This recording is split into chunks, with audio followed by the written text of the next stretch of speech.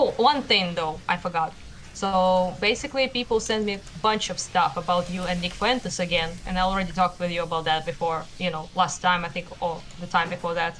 And I have one question that maybe not that, like, oh, it's arguing. You love arguing, so yeah, let's me that. Okay. Not calling Nick Fuentes a Nazi, or at least anti-Semite, is not a good way of fighting against leftists who ruin the word, I think. I understand that you believe that the word lost its meaning and basically became useless, but not calling people who are pretty obviously Nazis, well, Nazis, is not an answer in my opinion. That's it. So basically, people told me that you refused to call him even an anti-Semite, and they showed me a clip of you talking with a strange person, Mr. Girl, and you basically told him, he asked you, like, is he like doing anti-Semitism, something like that, and you told him, like, I don't think so, like, not really. But So I think yeah, maybe so one usually side. when I'm meeting people online to argue, what I like to argue about is there's two ways to roughly do it. I either like to argue, you can either argue with like the positions that people state, or you can argue against like the things that you think they believe. Like, do you have the term dog whistle? Yes, I know So, what it is. I mean, we yeah. don't use it, but I know. So I used to argue with like the subtle implied things a lot more, but something that I found to be more effective is that like if people conduct themselves in a certain way, even if I think they might be masking beliefs, what I'll do is I'll just go really hard and lean into really hard, like the things that they say, and I'll hold them to account for those particular things. And one of two things can happen. And I've noticed this from watching adversarial audiences, like the audiences of the other people.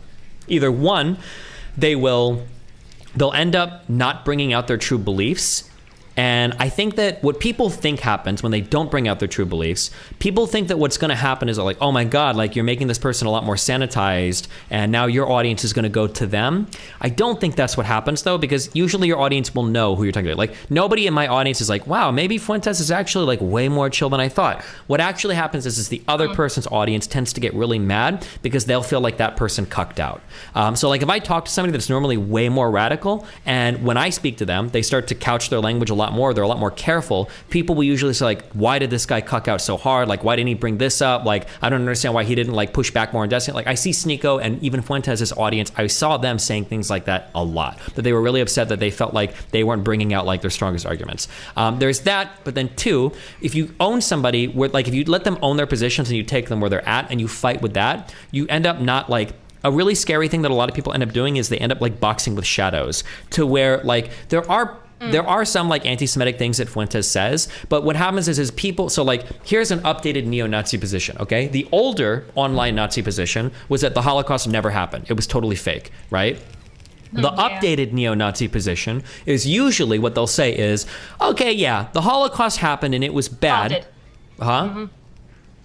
They will doubt it, right? Well, So, no. They don't doubt it. They'll say it happened, but the numbers are exaggerated, or it happened and the numbers I are see. exaggerated, and other bad things happened. Like there were like the Dresden bombings, and you know Japan did horrible things, and the United States had internment camps, and like yeah, they'll try to kind of obfuscate. The problem is that if you run into these conversations screaming, "You're a Nazi! You don't even believe in the Holocaust," their whole audience will look at you and they'll go like, well, no, we do think the Holocaust happened. We just think it's exaggerated. And you end up boxing with shadows. You look like an idiot. Like you look bad in front of your audience and the other audience. And then everything just gets like completely fucked. And it ends up not being an effective strategy. That's one part. And then the second part, real quick, sorry, is people use really morally loaded labels like Nazi. They don't use that to engage with people's beliefs. They use it to hand wave them. So somebody will be like, okay, like, can you argue against like why Fuentes is wrong here? And they go like, oh, why is Fuentes wrong? Because he's a Nazi.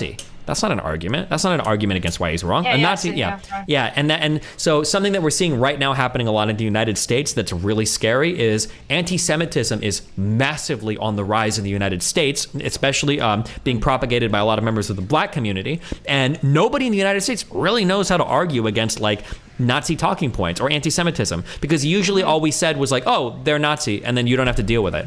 But it's like, how do you actually deal with some of the more popular Nazi talking points or neo-Nazi talking points about how Jews control the media, the Holocaust is exaggerated, how do you know how many people died? Like, people don't know the answers to those questions. So all of that, that's largely why I'm not like quick to be like, oh, that guy's a Nazi, because people want to use that to just write somebody off, and they don't even fully align with all the Nazi beliefs. Instead, just attack them where they were with everything they say, right? That's usually like my perspective on it, yeah.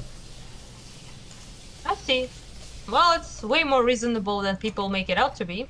Yeah, usually people say like, People, like, I really? don't call him a Nazi because I want to like provide cover for him or some, but that's not true. If you watch any of our streams, like I'll fight with every single thing he says. I'm not here to sanitize him. I think the issue isn't with me sanitizing him. The issue is with other people demonizing him. And when people demonize another human and then people go to see that human and they see they're just human, well, now you've sanitized them, right? So if somebody watches my stream and they watch me argue with Nick, you're going to know what, like, where he's believing or what he's standing on, because like these are the things we're arguing about. But if you listen to like a lefty talk about Nick and you go like, oh, Nick Fuentes, he's a Nazi, he hates Jews, he hates black people, boom, and that's it. And then you go and you watch Nick Fuentes' content and it's like, well, hold on, there are a lot of black people in the America First movement. He went over to like the Gray Branson or whatever, he went over to like a black dude's house and they had Christmas and they seemed like, or a birthday or whatever, and they seemed chill, they were chilling. Now all of these things that you've been told about him are wrong. Now you're gonna start to doubt everything. That's the thing that I'm really afraid of. If I criticize somebody, it's gonna be for some shit you said and some shit you believe in. I'm not gonna make up shit to attack you on, and then people aren't gonna trust anything else I say about them.